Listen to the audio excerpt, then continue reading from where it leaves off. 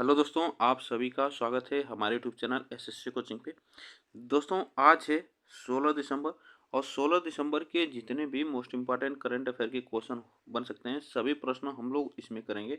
तो दोस्तों, इसमें हम लोग राष्ट्रीय और अंतर्राष्ट्रीय करंट अफेयर के भी प्रश्न हम लोग देखते हैं। तो यह क्लास आपको डेली सुबह 6 बजे मिलेगी। तो चलिए स्टार्ट करते हैं हम लोग आज के पहले प्रश्न के साथ, ठीक ना। तो आज का पहला प्रश्न हम लोग करते हैं। देखिए, आज का पहला प्रश्न है, हाल ही में भारत फिलीपींस समुद्री वार्ता का उद्घाटन कहाँ हुआ है। तो हाल ही में यह भारत और फिलीपींस समुद्री वार्ता का उद्घाटन आप यह बताना है, यह कहाँ पे हुआ था। मनीला में हुआ। कहाँ पे? तो यह मनीला फिलीपींस की राजधानी है। ये भी आप याद रखिएगा, मनीला फिलीपींस की राजधानी है। अगर मनीला फिलीपींस की बात की जाए तो फिलीपींस की अगर मुद्रा पूछा जाए तो ये भी आप याद रखिएगा, मुद्रा पूछा जा सकता है। तो मुद्रा पेसो यहाँ की, ठीक ना, पेसो मुद्रा है। ये भी आप याद रखिएगा, पेसो मुद्रा है यहाँ की। तो ये बातें आपको याद रखना है। अगर यहाँ के राष्ट्रपति की बात की जाए तो राष्ट्रपति हैं फर्डिनेंड मार्कोस जूनियर। यह यहाँ के राष्ट्रपति हैं, ये भी आप याद रखिएगा। तो देखिए, फर्डिनेंस फर्डिनेंस ये भी आप याद रखिएगा, फर्डिनेंस मार्कोस मार्कोस मार्कोस यह आप याद रखिए, मार्कोस जूनियर जूनियर यह यहाँ के राष्ट्रपति हैं। ये भी आप याद रखिएगा।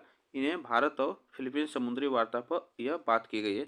चलिए आगे चलते हैं नेक्स्ट क्वेश्चन पे। इसके बारे में थोड़ा सा जान लेते हैं। भारत फिलीपींस का पहला समुद्री संवाद जो है, सम्मेलन मनीला फिलीपींस में हुआ है। उन्होंने आपसी विकास और वैश्विक कल्याण के लिए अनुकूल वातावरण बनाने के लिए समुद्री सहयोग बढ़ाने के तरीकों पर चर्चा किया है। यह बातें आप याद रखिएगा। चलिए, दिव्य कला मेला का कौन सा संस्करण आयोजित किया जाना है।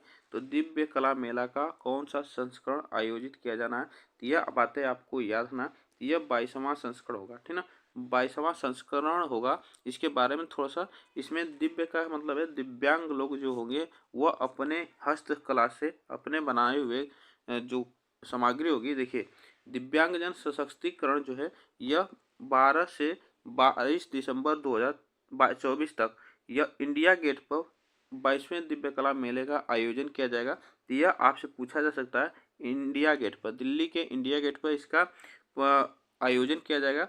और इस कार्यक्रम में 20 राज्य केंद्र शासित प्रदेशों के लगभग 100 दिव्यांग उद्यमी कारीगर भाग लेंगे इसमें। तो यह बातें आप याद रखें, कितने? 100 और 20 राज्य और केंद्र शासित प्रदेश के इसमें दिव्यांग भाग लेंगे।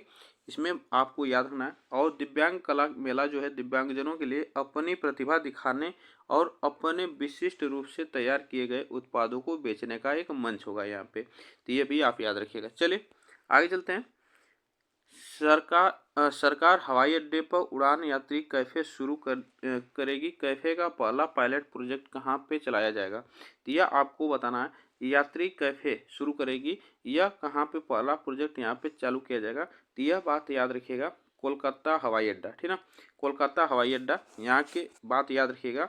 इससे पहले दमदम हवाई अड्डे के नाम से जाना जाता था, दमदम हवाई अड्डा, ये भी आपको याद रखना है। दमदम, एक मिनट, दमदम हवाई अड्डा के नाम से जाना जाता था।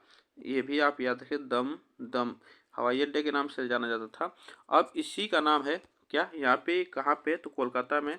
इसी का नाम है नेताजी सुभाष चंद्र नेताजी सुभाष चंद्र बोस। इस अंतर्राष्ट्रीय हवाई अड्डे का नाम है, ये भी आप याद रखिए, नेताजी सुभाष चंद्र बोस अंतर्राष्ट्रीय हवाई अड्डा। यह आपको याद रखना है, कहाँ पे, तो कोलकाता में, ठीक ना, दमदम सिटी के पास। ये भी आप याद रखिए। चलिए, यहाँ से प्रश्न बन सकता है कि सरकारी हवाई अड्डों पर उड़ान योजना के तहत यात्रा करने वाले यात्रियों के लिए उड़ान यात्री कैफे शुरू करेगी। कैफे हवाई अड्डे पर अधिक कीमत वाले भोजन और पेय पदार्थ की समस्या को हल करने में मदद करेगा। यह आपको याद ना, इसमें क्या होगा, जहाँ पे अधिक भोजन के पैसे लगते थे और पेय पदार्थ के पैसे लगते थे, वहाँ पे थोड़ा सा उसे कम किया जाएगा। इसलिए यहाँ पे एक कैफे यात्री की किफ़ायती भोजन उपलब्ध कराए जाएंगे। यह बातें आप याद रखिएगा, ठीक ना। चलिए आगे चलते हैं। हाल ही में इंडिया स्किल रिपोर्ट 2025 में केरल को 71% रोजगार दर के साथ कौन सा स्थान प्राप्त हुआ है? तो इंडिया स्किल रिपोर्ट के अनुसार आपको बताना है। तो इसमें देखिए, अगर पूछा जाएगा यह इसमें कौन सा स्थान केरल का प्राप्त हुआ है, यहाँ से प्रश्न बन सकता है। तो याद रखिएगा, इसमें 6वें स्थान पर केरल है। अगर पहले स्थान की बात की जाए तो पहला स्थान है महाराष्ट्र का, ठीक ना। इसमें महाराष्ट्र का इसमें स्थान है, ये आप याद रखिएगा, MH इसको लिख देते हैं। इसमें 84% के साथ ये पहले स्थान पे है, ये भी आप याद रखिएगा, पहले स्थान पे। दूसरे स्थान पे दिल्ली है, ठीक ना। दिल्ली दूसरे स्थान पर 78% रोजगार के, यह किसके रिपोर्ट के अनुसार है? इंडिया स्किल रिपोर्ट के अनुसार। तो यह दूसरे स्थान पे है। तीसरे स्थान पर कर्नाटक है, ये भी आप याद रखिएगा, कर्नाटक है, ये भी आप याद रखिएगा, 75% के साथ तीसरे स्थान पे है।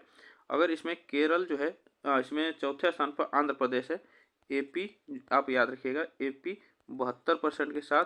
उसके बाद केरल, उसके बाद यह चौथे स्थान पे है, ठीक ना, यह तीसरे स्थान पे है, यह दूसरे स्थान पे है। और केरल की बात की जाए तो केरल आप याद रखिएगा, केरल यह 71% के साथ यह 6ठे स्थान पे है। और 6ठे स्थान पे, ये भी आप याद रखिएगा। उसके बाद 1 मिनट थोड़ा सा, तो इसमें याद रखिए 6ठे स्थान नहीं होगा, यहाँ पे 5वां स्थान केरल का होगा, ठीक ना। यह 5वां स्थान केरल का होगा, यह बातें आपको याद रखना, ठीक ना। यहाँ पे 5वां स्थान बाय मिस्टेक, यह 6वां हुआ था, यहाँ पे 5वां स्थान होगा केरल का। अगर यूपी की बात की जाए तो यूपी जो है यह 70% के साथ यह कितने स्थान पे है? तो यह 6वां स्थान पे है। इसमें ऑप्शन जो सही होगा, यह 5वां ऑप्शन यहाँ पे सही होगा, ठीक ना। चलिए आगे चलते हैं नेक्स्ट क्वेश्चन पे। देखिए हाल ही में, देखिए यहाँ पे क्वेश्चन थोड़ा सा बड़ा, इसको छोटा कर लेते हैं।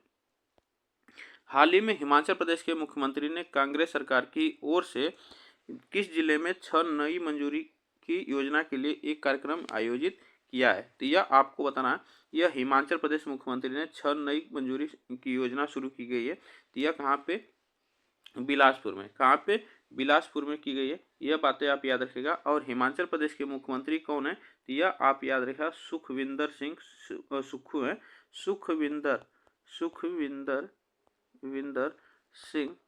सुखविंदर सिंह सुक्खू यहाँ के मुख्यमंत्री हैं, ये भी आप याद रखिएगा, सुखविंदर सिंह सुक्खू, ठीक। और हिमाचल प्रदेश की राजधानी याद रखिएगा शिमला है। तो इसके नेक्स्ट क्वेश्चन चलते हैं। यहाँ पे यह प्रश्न हमारा जो सही होगा, इस यहाँ पे बिलासपुर सही होगा। चलिए आगे चलते हैं नेक्स्ट क्वेश्चन पे। देखिए हाल ही में किस देश के राष्ट्रपति को महाभियोग के बाद हटाया गया है? तो किस देश का राष्ट्रपति को महाभियोग के बाद हटाया गया है? तो यह आपको बताना है। देखिए यह जो है साउथ कोरिया, दक्षिण कोरिया के राष्ट्रपति को महाभियोग के बाद हटाया गया। यहाँ पे क्या हुआ था कि राष्ट्रपति जो थे वहाँ पे मार्शल शासन लागू कर दिए थे। मार्शल शासन, यहाँ पे मार्शल लॉ ला दिए थे। इसी के विरोध में यह राष्ट्रपति को संसद में वहाँ पे महाभियोग के बाद हटाया जाएगा।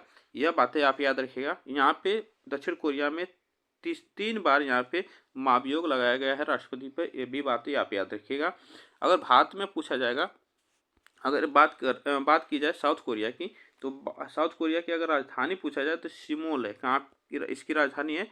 सियोल इसकी राजधानी है, सियोल इसकी राजधानी है। यह बातें आप याद रखिएगा, यहाँ से प्रश्न पूछा जा सकता है, ठीक ना।